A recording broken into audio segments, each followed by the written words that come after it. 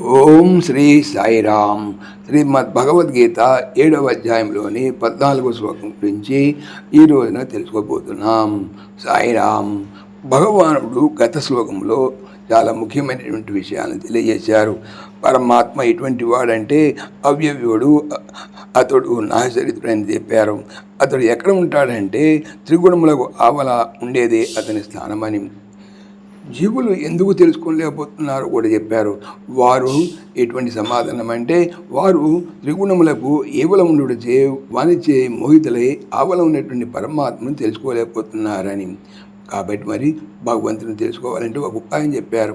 అదేమంటే నిష్కామ కర్మ భక్తి ఆది సాధనచే ఆ త్రిగుణమును దాటిపోవాలనని. అదే ఉపాయమని. అయితే ఈరోజు తెలుసుకుపోయేటువంటి 14వ శ్లోకంలో మరొక ముఖ్య విషయం చెప్తున్నారు. త్రిగుణాత్మకమగు ఆ మాయాబంధము యొక్క స్వభావమును తెలియజేసి దాన్ని తొలగించుటకు ఉపాయం చెప్తున్నారు.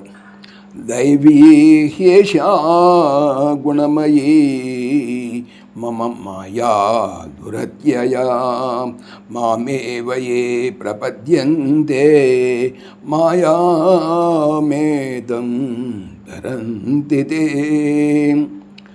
హీ ఎలయనగా దైవీ దైవ సంబంధమైనదియు అనగా అలౌకిక సామర్థ్యము కలదియు, గుణమయీ త్రిగుణాత్మకమైనదియు, ఏషా ఈ అంటే ఈ చెప్పబడినటువంటి మమ నా యొక్క మాయా మాయా దురత్యయ దాటుటకు కష్టసాధ్యమైనది. మాం ఏవా నన్నే ఏ ఎవరు ప్రపద్యంతే శరణు పొందుతున్నారో తే వారు ఏ తాం మాయాం ఈ మాయను తరంతి దాటుతున్నారు. ఏలయనగా దైవ సంబంధమైనదియు త్రిగుణాత్మకమైనదైనటువంటి నా యొక్క మాయ దాటుటకు కష్టసాధ్యమైనది. అయినను ఎవరు నన్నే శరణు పొందుతున్నారో వారి మాయను దాటివేయగలరు. జనులు భగవంతుని ఎలా తెలుసుకొనలేకపోతున్నారో కింద శ్లోకంలో చెప్పారు. ఈ శ్లోకములో భగవంతుని పొందుటకు మాయను దాటుటకు ఉపాయం చెప్పబడుతున్నది. కాబట్టి ముముక్షువులకి ఈ శ్లోకము అతి ముఖ్యమై ఉన్నది. దీనిని కంఠస్థము చేసి నిరంతరము మననము చేయవలసి ఉన్నది. జై సాయిరామ్. జై శ్రీకృష్ణ.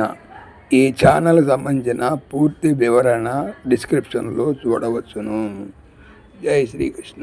ఓం దేవకీ నందనాయ విద్మహే వాసుదేవాయ ధీమహి తన్న కృష్ణ ప్రచోదయాత్. ఓం సర్వం శ్రీకృష్ణార్పణమస్తు. జై శ్రీకృష్ణ. జై జై శ్రీకృష్ణ.